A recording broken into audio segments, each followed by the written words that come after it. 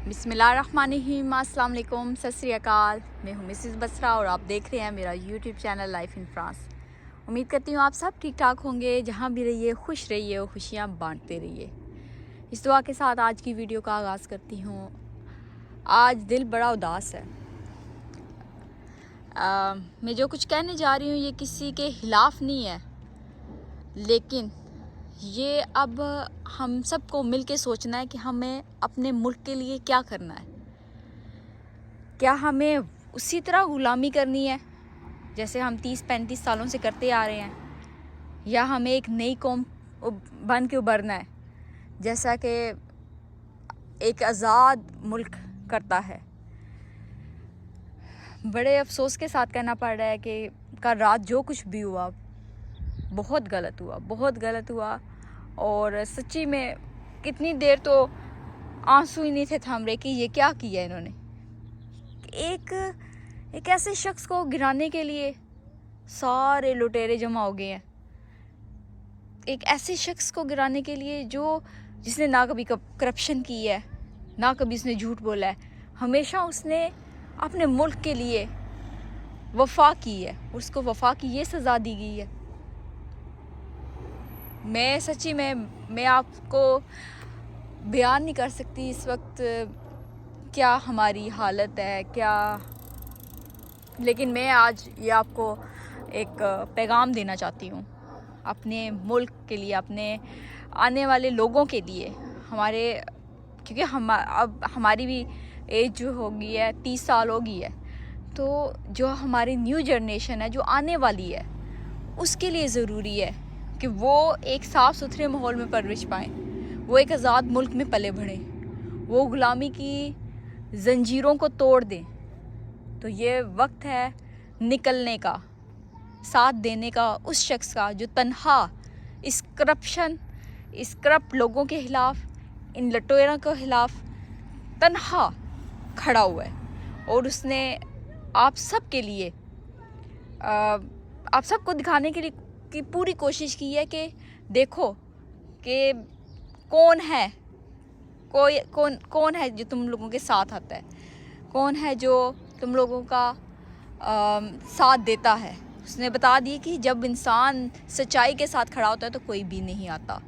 ऐसा ही हुआ है उसके साथ कि वो तन्हा था, वो सच्चा था, वो बहादुर और निडर लीडर, और उसके साथ ये सब कुछ हो गया है। उसका साथ देने के लिए कोई नहीं था।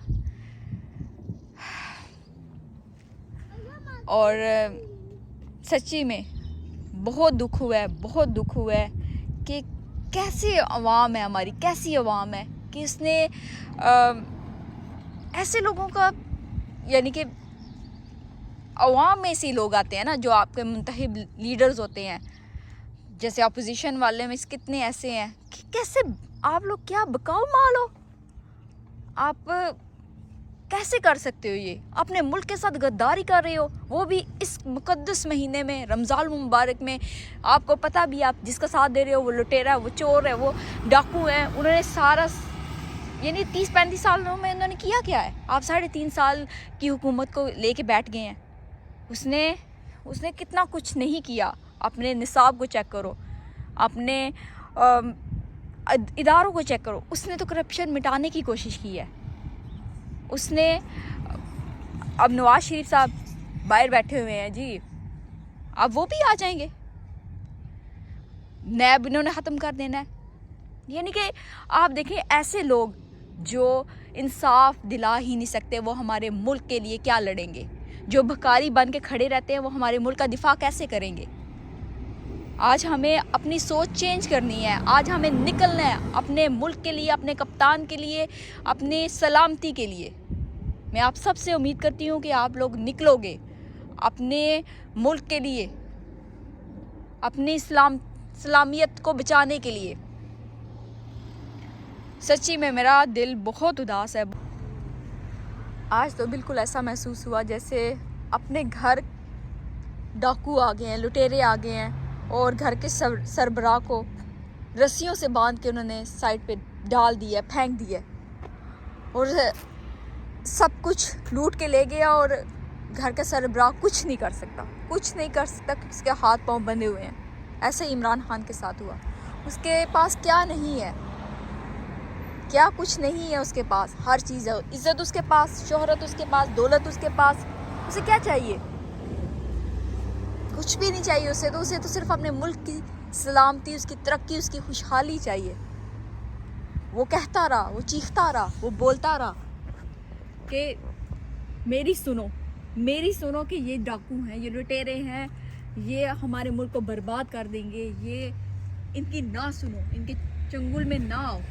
लेकिन किसी ने उसकी ना सुनी, और उसके ना सुनने की वजह है कि ये हम पे ये दिन आया। और अब मैं आपसे अपील करती हूँ, मैं फिर कहती हूँ कि आप लोग निकलो, उसका साथ दो, उसको बताओ कि हम तुम्हारे साथ खड़े हैं। क्योंकि जब आवाम की पावर होती है तो फिर कोई भी करप्ट अदारे कुछ नहीं कर सकते। जितने भी अदारे हैं पाकिस्तान के, जो भी है, जिन्होंने भी ये सब कुछ किया है, जो भी साथ में मुलव्वस है, मैं कहती हूँ अल्लाह पाक इस मुकद्दस महीने के सदके सब की अकल ठिकाने लगा दे, सबको उनके किए की सज़ा दे दे, और अल्लाह हमारे कप्तान की हिफाजत फरमाए, उसके लिए आसानियाँ करे, उसके लिए बेहतरियाँ करे, और वही इंशाअल्लाह 2/3 अक्सरियत के साथ दोबारा आए। और उसी चेहरे पे जिस पे मोहम्मद अली खान बोला कि इंशाअल्लाह मेरा लीडर आएगा, तुम लोग देखोगे, तो इंशाअल्लाह हमारा कप्तान आएगा और दुनिया देखेगी कि ये होता है लीडर जो ना डरता है बल्कि मर जाता है, लेकिन किसी के सामने झुकता नहीं है। मुझे तो अफसोस है, इंतहा दर्जे का अफसोस है कि एक शख्स को, एक लीडर को उतारने के लिए रात को 12 बजे अदालतें खुल जाती हैं। ये हमारा मुल्क, ये है हमारा आज़ाद मुल्क, इसे हम आज़ाद कह सकते हैं? जहाँ बहुत सारे करप्शन के केसेस हैं, जहाँ बहुत सारे, वो पापड़ वाले कौन सा, और 4 अरब उसके अकाउंट में आ जाते हैं। बाकी मॉडल टाउन का जो मामला हुआ था आप सबको पता ही है। ऐसे केसेस निपटाने के लिए 10-10, 15-15 साल लग जाते हैं, और एक शख्स को उसके, एक वज़ीर आज़म को उसकी कुर्सी से हटाने के लिए, उसको यानी कि आप उसको इक़्तिदार से बाहर निकालने के लिए आप सारे एक साथ हो गए हैं, एक साथ मिल गए हैं, और 12 बजे अदालत के दरवाजे खुल जाते हैं। कहाँ का इंसाफ है ये? कहाँ का इंसाफ है? डरो उस दिन से जिस दिन तुम लोगों को भी इस दुनिया से जाना है, और इस दुनिया से जब छोड़ के जाओगे तो रब ताला को क्या मुंह दिखाओगे? क्या बोलोगे कि क्या हम कमा के लाए हैं, ये सब कुछ किया है, ये बेईमानियाँ की हैं, ये बदमालियाँ दिखाई हैं, ये करप्शन की है? उधर तो सब चीज़ें गवाही देंगी, तो क्या करोगे उस दिन? अफसोस होता है। हम उस रब के मानने वाले हैं, और उसके सामने सर बसजूद होते हैं। इसके अलावा हमारा सर किसी के आगे नहीं झुकना चाहिए, किसी के आगे नहीं झुकना चाहिए। तो आवाम से मैं अपील करती हूँ कि आप लोग निकलो, अपने वतन को बचाने के लिए, अपने मुल्क के लिए, और अपने आने वाले बच्चों के लिए, उनका फ्यूचर बचाने के लिए, क्योंकि ये बहुत ज़रूरी है कि आप लोग निकलोगे, आप लोग कुछ करोगे, आप लोग इंसाफ का साथ दोगे तो कुछ होगा।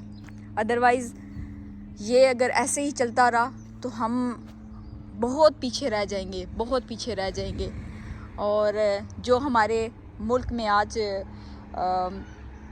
कहें कि थोड़ी बहुत बेहतरी आई है, वो भी आहिस्ता आहिस्ता ख़त्म होना शुरू हो जाएगी। तो मेरी आप सब से गुजारिश है कि आप इन सब के मुतालिक ज़रूर सोचें, आप इमरान खान का साथ दें। आप उस मर्द मुजाहिद इमरान खान का साथ दीजिए जिसने अपना नहीं सोचा, जिसने सिर्फ मुल्क का सोचा है, और आपको उसने दिखा दिया है कि देख लो कि कौन उसके साथ है, कौन खड़ा है, कि उसने जब सच्चाई का रास्ता अपनाया है तो उसमें कितनी हर्डल्स आती हैं, कितना कुछ होता है, और कोई भी उसके साथ नहीं था। लेकिन अब हम आवाम निकलेंगे, उसको ये दिखाएंगे, अगर वो तन्हा खड़ा था तो हम उसके साथ हैं, हम एक साथ मिलकर उसको दोबारा लाएंगे, उसको 2/3 अक्सरियत के साथ लाएंगे, उसको इतना मजबूत लेकर आएंगे कि कोई दोबारा ये सब कुछ ना कर सके। तो मैं इस वीडियो के एंड पे यही कहूँगी जो मोहम्मद अली ख़ान साहब ने कहा था, और उनके ये अल्फाज उन सब के लिए हैं जो आज इस हुकूमत पर आए बैठे हैं। चलते हैं दबे पाँव के कोई जाग ना जाए, गुलामी के असीरों की यही ख़ास अदा है। चलते हैं दबे पाँव के कोई जाग ना जाए, गुलामी के असीरों की यही ख़ास अदा है। होती नहीं जो कौम हक बात पर यकजा, होती नहीं कौम जो हक बात पर यकजा, उस कौम का हाकिम फ़कत उसकी सज़ा है। तो अल्लाह आप सब का हामी और नासिर हो, अल्लाह हम सब की हिफाज़त फरमाए। तो मिलेंगे अगली वीडियो में, तब तक के लिए अल्लाह हाफिज़।